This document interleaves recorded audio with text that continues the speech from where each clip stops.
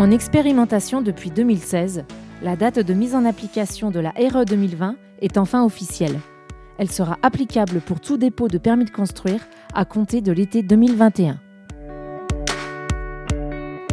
Deux critères indissociables seront à respecter. Un niveau énergie défini par le calcul des consommations en énergie primaire et un niveau carbone défini par l'analyse du cycle de vie du logement.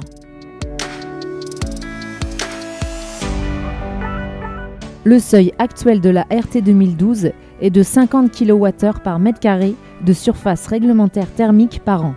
Les niveaux énergie 1 et énergie 2 de l'expérimentation fixent des objectifs accessibles sans ou avec peu de modifications du mode constructif. Le niveau énergie 3 impose la mise en œuvre de production d'énergie pour atteindre l'objectif équivalent à 20 kWh. Le niveau énergie 4 oblige de produire au moins 100% des consommations d'énergie du logement, chauffage, eau chaude sanitaire, éclairage et ventilation, ainsi que toutes les consommations domestiques. Les niveaux E1 et E2 devraient représenter le futur objectif réglementaire. La nouveauté, c'est l'analyse du cycle de vie. Le calcul couvre l'ensemble des émissions carbone de la phase chantier à la phase exploitation du logement pendant 50 ans. Les éléments pris en compte dans le calcul s'appellent contributeurs.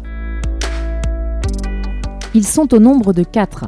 Les produits de construction et d'équipement dits PCE, l'énergie, la partie chantier ainsi que les consommations d'eau domestique. Vos choix techniques vont directement impacter le calcul des émissions de CO2, du PCE et de l'énergie. Ces deux contributeurs représentent environ 90% du calcul global du bilan carbone.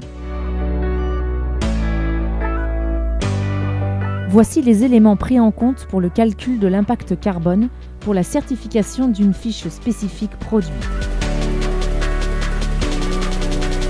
Il y en aura pour tous les produits de construction et d'équipement.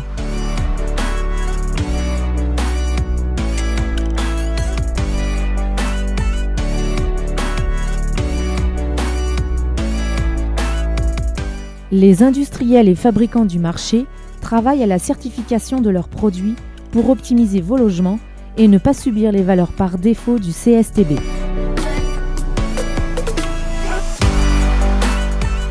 Concernant vos choix techniques, une bonne sélection de vos produits de construction et d'équipement vous permettra d'optimiser le bilan carbone et le bilan énergie.